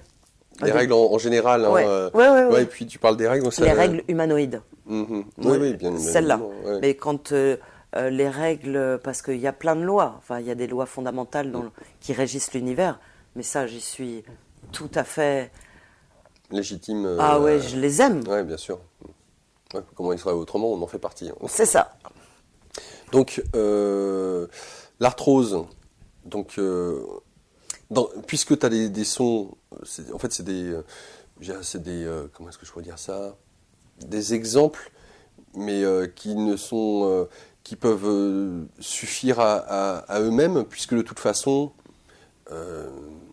t'as pas besoin de faire une séance individuelle pour faire la Alors, ceux qui sont disponibles en ligne, c'est vraiment à titre d'exemple, parce que les sons sont pas toujours agréables. Il y a beaucoup de personnes, et j'utilise aussi le tambour, donc il peut être parfois... Le tambour, c'est le truc qui me permet de rester accroché à mon corps. C'est vraiment ce qui me permet d'être là et de ne pas être trop loin de mon corps, parce que je me balade dans différents espaces pour aller récupérer les notes, pour récupérer les sons, les ondes, les codes, les chiffres. Donc il y a une tessiture très très large, ça peut être très doux ou très violent. Donc à l'oreille, parfois, dans l'exemple que tu as donné, déjà, je voyais un petit peu, ouais. C'est pas toujours agréable. Donc voilà, c'est vraiment à titre d'information. Maintenant, ces soins durent le temps du mois, en fait, comme tous les mois. Voilà. Maintenant, ça ne travaille pas du tout que sur l'arthrose, évidemment. Ça, il y en a certains qui s'en sont rendus compte en disant « ça me fait super du bien tes soins arthrose, alors que j'ai pas de l'arthrose ». Oui, c'est sûr. L'arthrose, c'est de l'acidité. Donc l'acidité, on en a tous plus ou moins, que ce soit sur le plan alimentaire ou le stress. Enfin, voilà. Et puis les pluies de chemtrail qui sont bien corrosives. Voilà. Donc ça bosse sur tout le monde. Moi, je sais que ça me fait un bien fou. J'ai pas d'arthrose. Pas encore, peut-être j'en aurai un jour, mais je pense pas, a priori, compte tenu de ce qui se passe. Apparemment, non. Mais a priori, on ne sait jamais. Voilà. Mais donc, c'est vraiment ça a une durée d'à peu près un mois et demi. Donc, les personnes l'écoutent plusieurs fois dans le mois ou simplement se connectent aux soins. Voilà. Alors, il y a, dans ce que tu proposes, Dominique, il y a différents éléments. Quand tu parles d'énergéticienne, est-ce que c'est ce dont on parle là, sur notamment les sons, le tambour, etc. Pour moi, on parle d'énergie déjà. Oui. Hein. Donc, énergéticienne impliquerait quoi Je vais étayer un petit peu la question. Quand on vient de voir, quelle serait d'une manière générale, parce que pour le coup, on vient de voir surtout à travers le bouche à oreille. Et comme on parle de bouche à oreille, c'est-à-dire que si quelqu'un a des symptômes qui a été comme l'ami qui en parle, et que cette dernière a les symptômes qui ont été réglés, dire ah bah tiens, bah, moi aussi, hop, et donc forcément on va aller. Donc on peut avoir des personnes qui viennent te voir, qui ont plus ou moins toutes la même, entre guillemets, ou les mêmes symptômes, puisque c'est le bouche à oreille qui fonctionne. Donc ce que j'aimerais savoir, c'est, d'après toi, qu'est-ce qu'il t'est possible de faire quand on vient te voir? Est-ce qu'on peut venir te voir sans savoir le pourquoi? J'ai mal nulle part, parce que tu es coach aussi, donc en même temps tu t'accompagnes pour un mieux-être dans la vie. Voilà. Donc est-ce qu'on est obligé d'avoir quelque chose qui ne va pas dans sa vie pour venir te voir? Est-ce que parmi ceux et celles qui viennent te voir, il y a des demandes bien particulières, bien spécifiques, par exemple? Alors, les personnes qui viennent ou ne viennent pas d'ailleurs, parce il y en a un rendez-vous physique où on se voit, mais beaucoup, où c'est Skype ou téléphone. Donc l'essentiel des personnes que je reçois, on n'est pas en contact physique. Ça va être des tout petits. J'ai des bébés parce que les parents sont inquiets pour X raisons. Et j'accompagne aussi nos anciens à partir, à mourir. Donc le bouche à oreille, ça amène tout type de gens. C'est plus par période. Il y a des périodes où je vais avoir des personnes qui sont dans la dépendance à quelque chose, forte. Je vais avoir des périodes où... Exemple? L'alcool, la drogue... D'accord. Ça, c'est les plus fortes dépendances qui sont venues. C'était pour voir...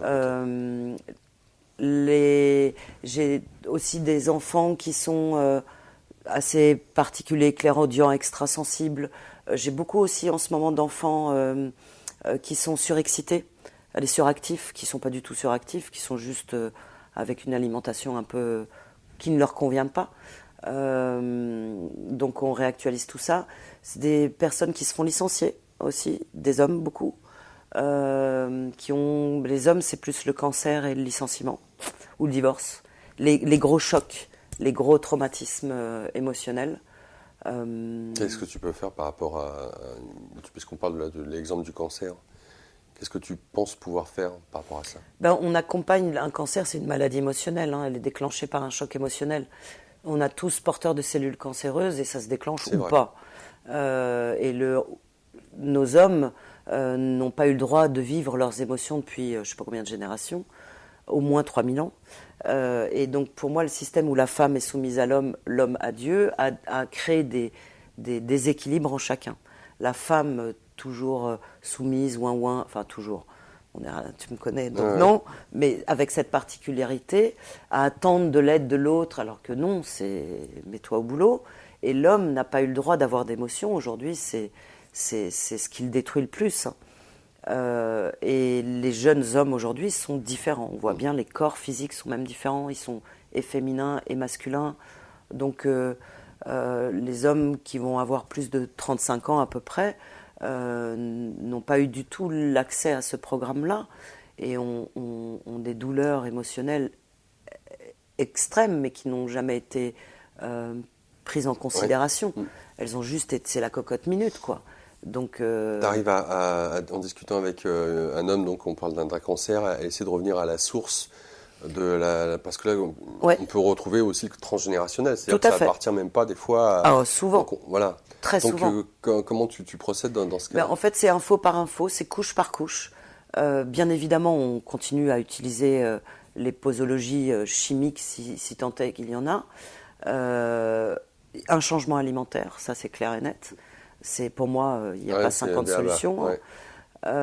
C'est le 2. Et ensuite, on travaille avec les ondes, les sons, la voix, le verbe. Et les personnes mettent en pratique, chez eux, des mécanismes où on rééduque la pensée, on rééduque la tête, on remet en place les émotions. Les émotions qui sortent, elles sont là pour être considérées, pour être guéries, pour être dissoutes et transmutées. Donc pas pour être mises dans la cocotte minute qui va exploser à un moment donné. Parce c'est comme ça qu'on voit nos hommes. Est-ce que tu as eu des résultats intéressants par rapport à ça? Ah oui, plein. Voilà. Non, mais voilà, oui. Que ça soit dit, après n'hésitez pas à contacter Dominique pour en savoir plus. C'est vrai que c'est un sujet brûlant. Mais avec moi, il faut savoir que le soin, c'est une part du rendez-vous. C'est 20-30% du rendez-vous. Et le reste, c'est vraiment la personne où on va dans l'accompagnement au changement. C'est-à-dire que si la personne se guérit, pour moi, on guérit. L'idée n'est pas d'aller chercher pourquoi maman a fait ci, papa a fait ça. Honnêtement, j'en ai rien à foutre. Ok, cette info est là, la douleur est là, on la considère, on la traite, on la dissout, on règle. Après, il y a évidemment, on est tous porteurs de transgénérationnel dont on a... Ouais, c'est l'iceberg. Oui, tout à fait. Ouais. Donc, aller chercher qui, quoi, comment, c'est pas mon fait, mais trouver la solution, oui.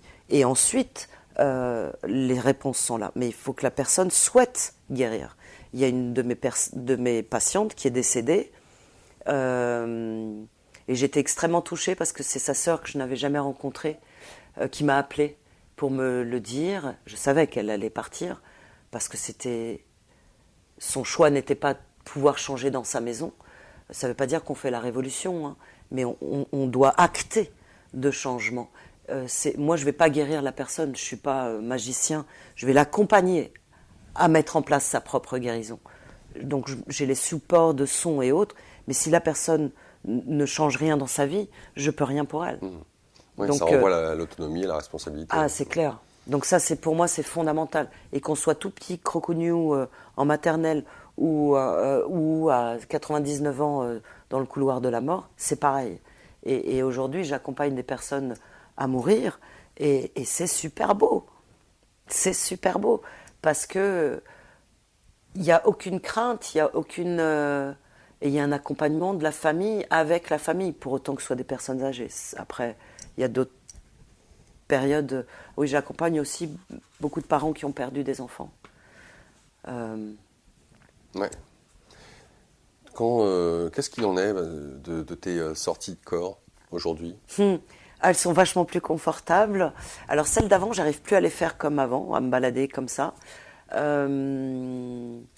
Mais par contre, je reçois beaucoup d'enseignements par période. Donc c'est plus...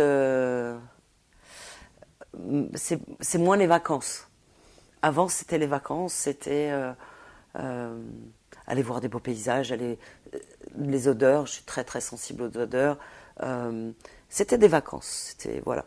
Aujourd'hui, c'est plus de l'enseignement. On me fait passer des initiations. D'accord, de cet ordre-là. Ok. Ouais. C'était juste pour regarder ce que tu disais. Et en même temps, je reviens sur ce que tu proposes. Donc, on peut venir te voir pour des problèmes d'ordre très concrètement physique. Oui. Des problèmes d'ordre de changement de vie, d'accompagnement à travers des épreuves de la vie, licenciement, séparation, etc. En même titre que ça peut être à travers la méditation. C'est ce que tu proposes sur ton site. Et c'est intéressant parce qu'on n'en a pas parlé du tout. En même temps, je suis très curieux de savoir pourquoi mettre ça en avant et qu'est-ce que représente pour toi la méditation. Derrière le mot méditation, pour moi, il y a reprise en main de sa vie. Une marche peut être méditative.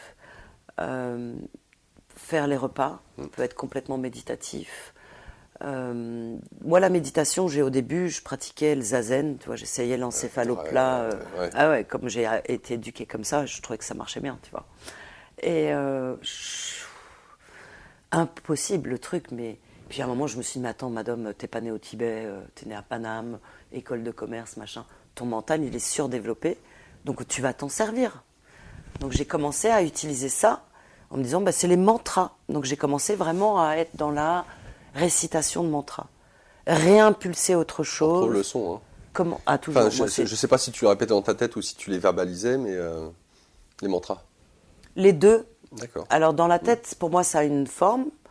À haute voix, il y a une puissance supplémentaire, puisqu'à la fois le corps physique est dans le travail, on est dans l'émission du souffle, donc dans l'expectoration, la sortie de quelque chose. Et le fait d'entendre, donc on met en place des sens qui sont de plus en plus puissants. Quand on chante, ça augmente encore plus. Et alors, danser, chanter, un mantra, mais ce mantra, ça peut être je m'aime. Ce mantra, c'est merci. Moi, j'ai un outil, le merci. Pour moi, s'il y avait un seul mot sur cette planète, la gratitude, ça fait tout. Courir, c'est une méditation. Moi, en ce moment moins, mais vraiment, quand on n'est pas dans la performance d'être le warrior, on a un espace méditatif complètement incroyable. Donc la méditation, c'est la reconnexion à soi, sous toutes ses formes. Donc c'est ce que tu proposes. Oui, mais ça répond dans la mesure où tu proposes, quand tu parles de méditation en tant qu'outil, est-ce à dire que tu proposes dans les accompagnements que tu proposes comme étant un outil de connaissance de soi en disant bah, vous arrivez ça, je vous recommande par exemple soit la marche, soit de courir ou plus des phrases. Moi j'ai des phrases qui viennent, mantras. Ouais, qui sont surtout au début quand les personnes sont comme on est tous suréduqués, voilà, on a un nombre de pensées complètement incalculable. Donc c'est pour stopper les pensées, reprendre le contrôle de sa tête, que ce soit plus la tête qui fabrique. Parce que pour moi, c'est notre mental associé à notre cœur qui crée notre réalité. C'est clair et net. Je pense que les internautes auront bien compris concernant justement l'importance pour toi de sortir de l'enfermement du mental. C'est ça, de l'imitation. Et c'est ce qu'on retrouve justement dans ton livre. Et qu'en même temps, je dis on retrouve, ce qui est le paradoxe, c'est que pour le coup, dans ton livre, tu as réussi, alors il faut savoir que ça lui a demandé quand même 3 ans, oui. Tu as réussi à structurer ce dont on parle et à expliquer justement comment on est créateur, l'importance des vibrations, du son, l'eau du corps et toute la réalité, comment cette dernière s'ajuste vis-à-vis de nous en évoluant en son sein et de la manière dont on peut créer consciemment, inconsciemment. En tout cas, c'est un livre que je vous recommande. On aura certainement l'occasion d'en reparler puisque là, on est cette émission sort donc en janvier. Le livre sort concrètement en mars, donc on aura l'occasion d'en reparler. Tout ça pour dire. Mais c'est pour toi, je me demande dans quelle mesure c'est un tour de force ou pas d'avoir réussi à structurer ta pensée pour écrire ce livre. Ah oui. Ça a été à la fois... j'ai eu une grande aide de quelques personnes, notamment mon père, qui est quelqu'un de plus structuré, ça existe pas. Qu'est-ce qu'il en a pensé d'ailleurs ? Comment ? Qu'est-ce qu'il en a pensé du livre ? Au début, il était tout à fait effrayé et tout à fait... Il comprenait pas. Et du coup, moi, je me suis appliquée à ce qu'il comprenne, donc à utiliser des mots universels, des mots simples. Et donc moi, ça m'a permis aussi de simplifier ma pensée et de me détacher justement des concepts. Et à la fin du livre, et ça, quand il a fini, avant que je l'envoie aux éditeurs, une relecture orthographique, structure, tout ça, parce que je suis pas forcément hyper douée. Et à la fin, il ferme, il me dit, mais tu sais, je pense que tu pourrais peut-être plus parler du soleil. Bah oui. Pour moi, le soleil, Ra, enfin bon, c'est un des 4 éléments, c'est la source du tout. Et il me disait, le soleil, il y a plein de sociétés et de religions qui parlent du soleil. Donc, je l'ai dit dedans sans jamais le dire. Et donc, ça voulait dire que pour moi, j'ai réussi, quoi. J'ai réussi ce 4 sub plus d'une hyper grosse boîte qui comprend tout. du début à la fin et qui adhèrent. Waouh! Mais ça a été, ça me suffisait. Ouais. Tu vois, Ouais, cadeau. cadeau. Voilà, Merci, c'est bon, papa, c'est bon, merci. C'est cool. Il y a eu du chemin qui a été fait depuis l'enfance. Sacrément. Comment ça se passe notamment par rapport à ta mère vis-à-vis de tout ça? Est-ce qu'elle est encore parmi nous? Oui, oui, oui, les deux sont là et joyeux et heureux. Elle adhère moins, mais elle n'est pas contre. Et elle voit les résultats sur l'arthrose de ton père pourtant. Oui, mais il y a chacun son parcours. Oui, bien sûr. Et ça lui parle pas. Ça lui parle pas et c'est plutôt dérangeant. C'est quelqu'un qui a été très structuré. C'est une prof de maths, donc voilà. Et en même temps, je sais complètement qu'on parle la même langue. Voilà, parce que justement avec mes séries de chiffres et tout ça, s'il y en a une, là je lui parlais des séries euclidiennes, j'ai des mots qui viennent et je lui demande de me traduire ce que les scientifiques disent parce que je comprends rien. Et parfois elle le fait, parfois pas, peu importe, mais elle m'aide à comprendre. Et aujourd'hui justement dans le bouquin, il y a des personnes qui m'ont soutenue, et notamment des scientifiques, parce que justement pour moi, un corps humain c'est de la structure moléculaire codée. Alors on met spiritualité, extraterrestre, Dieu, ce que tu veux, c'est pas important, mais on est du code, donc on est des maths. Ouais, bah oui. Qu'est-ce qu'il en est d'après toi de la Dominique d'aujourd'hui par rapport à celle du passé, si je puis dire, notamment par rapport à cette colère, par rapport à ce côté yang qui est présent, même dans ta voix, on entend ce côté-là. Et par rapport à la douceur que tu as réussi à amener dans ta vie, où est-ce que ça en est? J'ai déposé les armes. J'ai déposé les armes depuis, grâce aux enfants. Parce que toujours cet effet miroir, à partir du moment où tu es violent, voilà, tu reçois de la violence.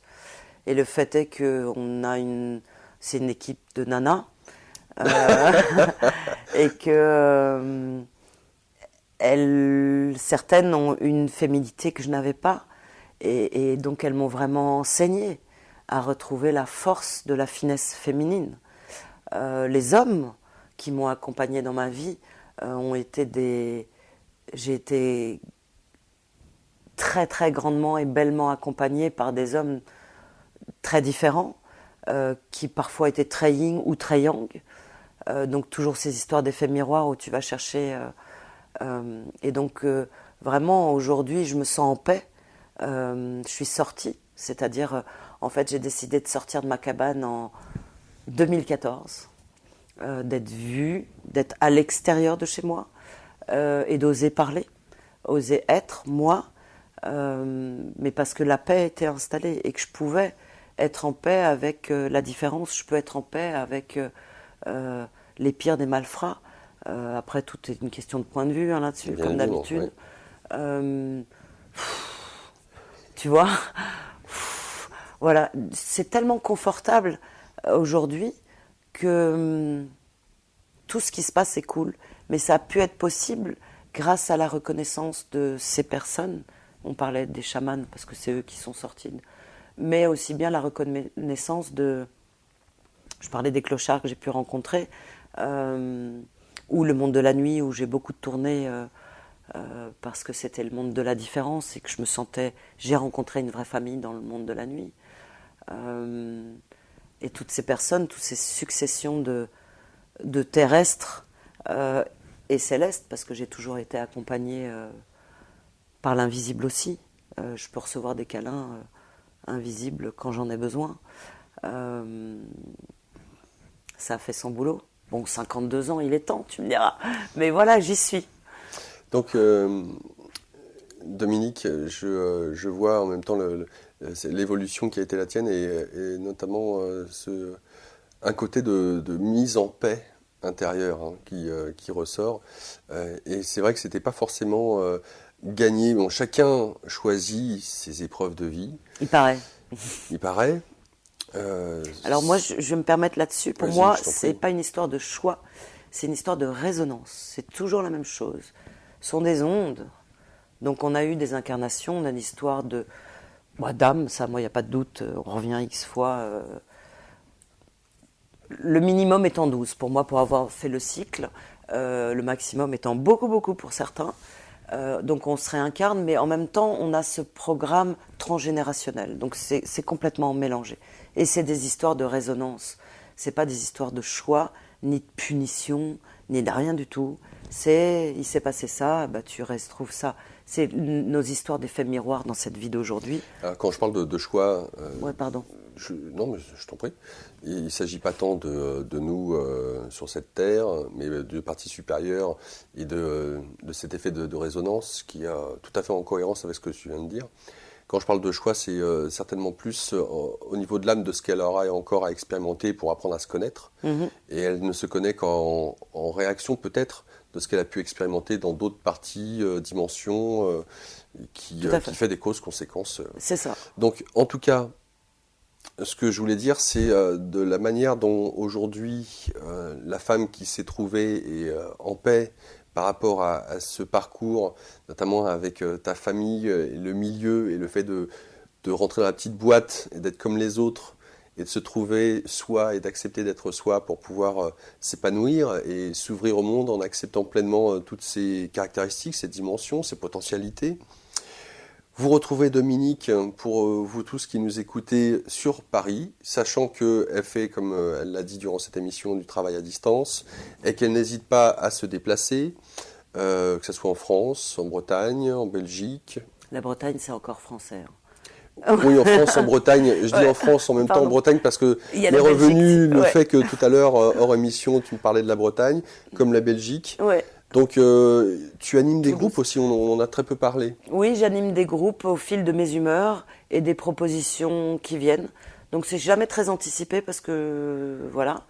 Là, il y a des groupes pour l'année prochaine sur la Belgique, en Flandre, une demi-heure de Bruxelles. Et là, c'est un stage où c'est 6 jours pour changer sa vie. Donc, c'est un cycle de 3 fois 2 jours.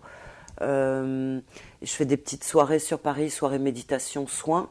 En fait, où là, c'est vraiment au clé des humeurs, au gré des humeurs. Les conférences, pareil. C'est au flux des invitations, des rencontres. De même qu'au Maroc. Ouais, ça c'est super. Ouais. Et normalement, en 2018, il y a quelque chose qui se place dans un désert. Est-ce qu'on retrouve sur ton site internet ? Ouais. Super. Il y a un onglet agenda. Voilà. Dominique, un grand merci pour être venu te confier, nous faire part de ce que tu fais. On aura certainement l'occasion de se retrouver, notamment quand tu m'auras envoyé ton livre pour rentrer. Il est chez l'imprimeur pour l'instant, il arrive. Donc à tous ceux et celles, n'hésitez pas à contacter Dominique, à lui poser des questions en fonction de ce qui vous a interpellé ou non d'ailleurs. Si vous avez des questions suite à cette émission, la contacter pour avoir de plus amples informations. C'est toujours plus agréable quand on est en communication avec l'intéressé directement. Vous retrouvez, je vous le rappelle, toutes les informations sur le site d'Immédiat, sur la page consacrée à Dominique, entre son site internet, son mail, son numéro de téléphone, ses vidéos. Donc n'hésitez pas à aller regarder sur la page concernée. Et puis pour ceux et celles d'entre vous qui allez être sur YouTube, n'hésitez pas à mettre un j'aime pas, à vous inscrire à la chaîne ou à participer notamment avec une donation mensuelle sur notre page Tipeee. En vous remerciant de nous avoir suivis. À bientôt Dominique. Bonne continuation. Merci. Au revoir. Au revoir.